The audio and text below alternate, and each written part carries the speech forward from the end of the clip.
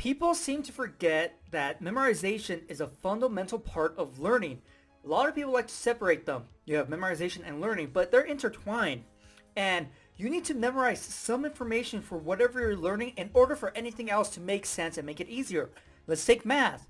Now you have the multiplication chart right here, right? The different tables. Well, it's just one big table chart. And so the idea behind it is that you have groups of these specific things, right? So 6 times 1. You have 6 groups of 1. Or you have one group of 6. So understanding that is really important. But let's say you're trying to memorize 9 times 7. And you're like, okay, let me count 7 9 times. Or count 9 7 times, right? Or you can just memorize 9 times 7 is 63. Which is right here, right? And so memorization is a way better method to learn all this information. Yes, the idea of, okay, you can just add everything however many times, but you really don't do that. You just have to memorize it. I remember being back in elementary school, that we have these different multiplication tests for math class, and I can never remember 7 times 8, which is 56. And I would always get, 7 times 8, yeah, I got it. But if it was 8 times 7, which is the exact same thing, but you have the 8 first, that threw me off. And so only by practicing over and over and over did I memorize 7 times 8 is 56. Now, anything that's going past 10, the 10 by 10 table, I'm kind of iffy on. 11 is pretty easy, but 12 and stuff, 12, 13, no clue, because I'd never memorized those answers, right?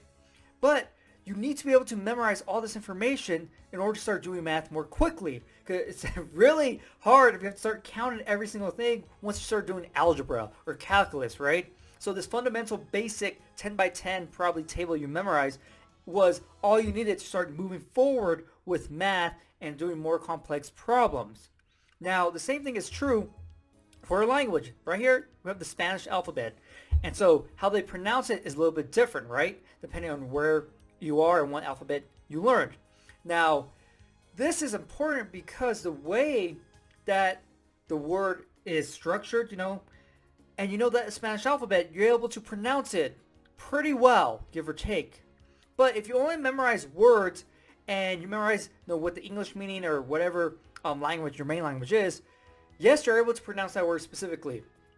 But if you never learn this basic Spanish alphabet, guess what? Anywhere you come along that you don't know already, you're not going to know how to pronounce it.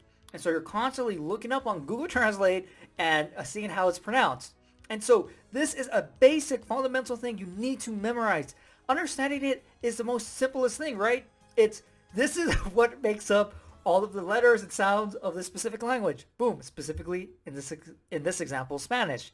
And so memorization, it's the most fundamental thing that you need to do in order to start learning more complex things, right? And so it's the same thing for multiplication, Spanish, whatever you're learning, there's some sort of fundamental memorization that you need in order for everything else to go more smoothly. And that's what people don't understand. Because yes, there's a difference between understanding and memorization, but you need the memorization in order to further your understanding. Because at the end of the day, I can memorize all these different things and not even understand the basic concept of, these are different groups of stuff, right? 7 times 3, you can have 7 groups of 3 or 3 groups of 7. No, but I really don't need that in order to get the answer right. But, of course, that's math. It's very simple. It's very binary, math is. Something like this, a little bit more complicated, because when you start speaking languages with different people, they have different accents, different forms of the language, then you start to run into some things. But here you have the fundamental thing you need to memorize in order for everything else to be a lot easier in the long run. And so I just want you to be aware of that because, yes, you should understand what you're doing. But yes, you should also memorize some of the most basic things in order for anything to make sense. Like even if you're reading a book of some sort, right? So right here, I have books everywhere. Like memorizing a book of some sort. If it's a fiction book, you need to be able to keep track of all these different people. Yes, it's good to kind of get lost in the story, but if you can't remember, wait, who was this person again? Like, why is this such an important part to the plot or to the overall story?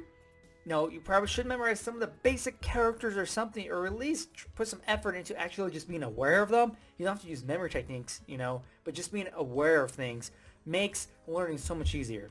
So yeah, I just wanted to make this video so you're more aware that there is some memorization that is foundational to whatever you're learning, and you should be able to identify that.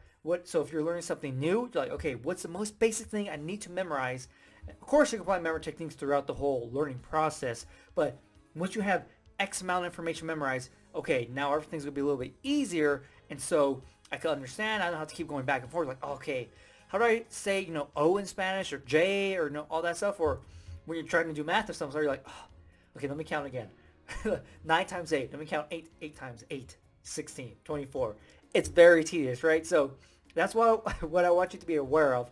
And once you start realizing that, and you start looking at things, you're like, whoa, this is going to be a lot easier if I just know this information to begin with. So hopefully you enjoyed this video, and I'll see you next time.